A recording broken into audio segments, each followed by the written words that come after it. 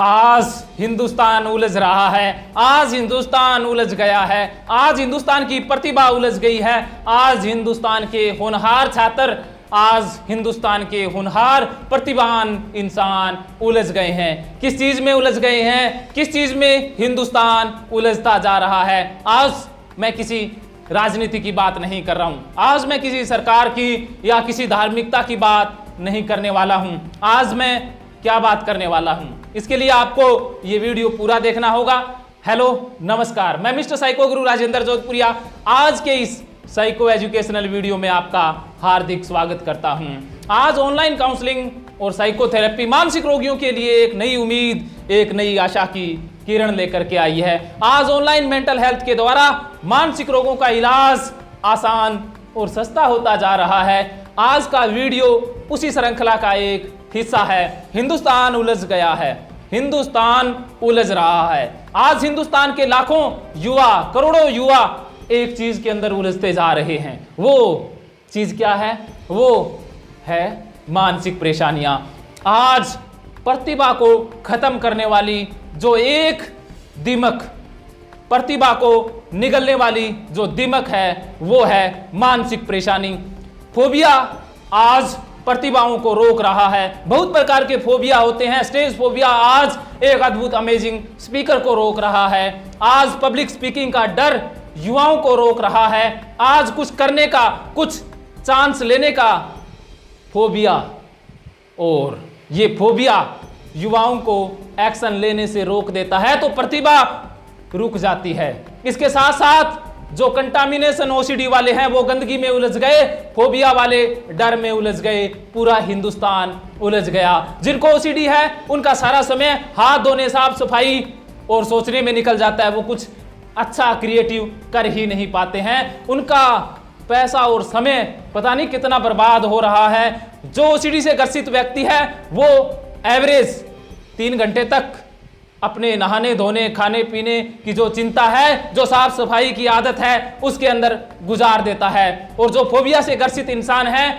वो उस फोबिया से बचने की प्लानिंग में घंटों गुजार देता है। उनका माइंड फोकस हो ही नहीं पाता है, माइंड के अंदर कुछ अच्छा क्रिएटिव ढंग का आ ही नहीं पाता है। तो आज हिंदुस्तान उलझ गया है। कुछ लोग ओसीडी में उलझ गए हैं, महिलाएं, बच्चे और पुरुष भी आज ओसीडी में उलझ गए हैं। बचे खुचे फोबिया और एंजाइटी के अंदर उलझ गए हैं। चिंता आज मार रही है। सबसे ज्यादा जो इंसानों को अंदर से खाए जा रही है वो है चिंता। तो कुछ चिंता एंजाइटी के अंदर उलझ गए, बाकी बचे थे उन्हें फोबिया ने निगल लिया। तो बचा क्या? आज कुछ मात्र मुट्ठी भर लोग जो आगे आ पा रहे हैं, जो इन फोबिया, इस एंजाइटी, इस ओसीडी, इन मानसिक रोगों से उबर पाते हैं, वो बाहर आ पाते हैं। ये डर, ये चिंताएं आखिर क्या यूं ही रोकती रहेंगी? क्या हिंदुस्तान यूं ही रुकता रहेगा? क्या हिंदुस्तान यूं ही उलझता रहेगा? नहीं, अब वो दिन दूर नहीं जब हिंदुस्तान इस मानसिक परेशानी से आजाद होगा। 1947 में हम शारीरिक रूप से आजाद तो हो गए, क्या आज हम मानसिक रूप से आजाद हैं? क्या मानसिक रोगों से आजाद हो पाए हैं? आज शिक्षा हमें रटने का, मेमोराइज करने का एक माध्यम तो दे रही है। शिक्षा हमें किसी एग्जाम में नंबर दिलाने में तो सहायक है। क्या मानसिक रोगों से निपटने में आज हमारी शिक्षा कामयाब हो रही है? जब तक ये शिक्षा का दायरा, जब तक ये शिक्षा की संकीर्ण सोच नहीं बदलने वाली, हिंदुस्तान उलझता रहेगा, उलझ कर रह जाएगा। लेकिन निराश होने की जरूरत नहीं है। आज भी कुछ काउंसलर, कुछ साइकोथेरेपिस्ट, कुछ motivational speaker, Vivek Bindra, Sandeep Maheshwari, Jaggi Vasudev, Rajesh Agarwal, TS Madan, न जाने कितने ऐसे नाम हैं जो अवेयरनेस फैलाने का काम कर रहे हैं, जो हिंदुस्तान को बचाने में लगे हुए हैं। आज मानसिक स्वास्थ्य, मानसिक अवेयरनेस के द्वारा इन प्रतिभाओं को बचाया जा सकता है। फोबिया से बचाया जा सकता है, एंजाइटी से बचाया जा सकता है, ओसीडी से बचाया जा सकता है। आप अगर मुझसे जुड़ना चाहते हैं, हिंदुस्तान को बचाना चाहते हैं, तो आप ऑनलाइन मुझसे जुड़ सकते हैं, ऑनलाइन मुझसे बात कर सकते हैं, ऑनलाइन साइकोथेरेपी और काउंसलिंग के विषय में मुझसे जान सकते हैं, टीम मेंबर, टीम का हिस्सा बन सकते हैं।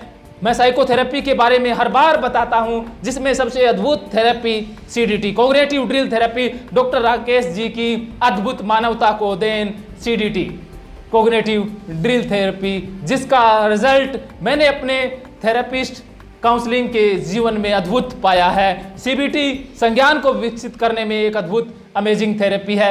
आरएफबीटी रिकवरी फोकस, ठीक होने के बाद इंसान कैसा महसूस करेगा, इसका एक इमेजिनेशन अगर वो कर लेता है तो आरएफबीटी एक अद्भुत थेरेपी है। वो भी डॉक्टर राकेश जी की ही देन है। उसके बाद DBT dialectical behaviour therapy, mindfulness की एक अद्भुत थेरेपी है। द पावर ऑफ नाउ, वर्तमान में जीने की कला, और श्रीमद् भागवत गीता, ये सभी थेरेपीज मिलकर के ओसीडी, फोबिया, एंजाइटी और न जाने कितने मानसिक रोगों से निपटने के लिए आज एक कारगर हथियार है। डिप्रेशन भी आज युवाओं को खत्म करता जा रहा है। तो ये मानसिक परेशानियां इंसानियत को, इंसानी प्रतिभा को खत्म करने की तरफ एक दिमक का काम कर रही है, एक कलंक का काम कर रही है। तो हम सभी को ये जिम्मेवारी उठानी होगी। किसी एक के कंधे पर हिंदुस्तान का कार्यभार नहीं है। हम सभी अपने कंधे जब मजबूत करेंगे तब हिंदुस्तान आगे बढ़ पाएगा। क्या आप आगे बढ़ना चाहते हैं? अगर आप एक कदम चलने की सोचते हैं तो हिंदुस्तान 10 कदम चलेगा ही चलेगा। सिर्फ और सिर्फ खुद को चलना है, दूसरा अपने आप चलेगा अगर खुद चल पड़े। चलना खुद को है, चलना खुद को है। तू चले तो चले रे नदिया की धारा, तुझको चलना होगा। तू चले तो चले रे नदिया की धारा, तुझको चलना होगा। आप इन वीडियोस के लिए समय निकालते हैं और मुझे हर बार बताते हैं, जोधपुरिया जी आपके वीडियो हम में जोश भरते हैं। आज हिंदुस्तान के अंदर कुछ लोग चाहिए, संदीप मैसुरी जैसे कुछ लोग चाहिए, कुछ लोग विवेक बिंद्रा जैसे चाहिए, कुछ लोग और अगर इस हिंदुस्तान में कुछ करने का, कुछ नया करने का अगर जिम्मा उठाते हैं, अगर रिस्पॉन्सिबिलिटी लेते हैं तो हिंदुस्तान बदलेगा, हिंदुस्तान बदलेगा, हिंदुस्तान बदलेगा, हिंदुस्तान बदल रहा है। Thank you very much.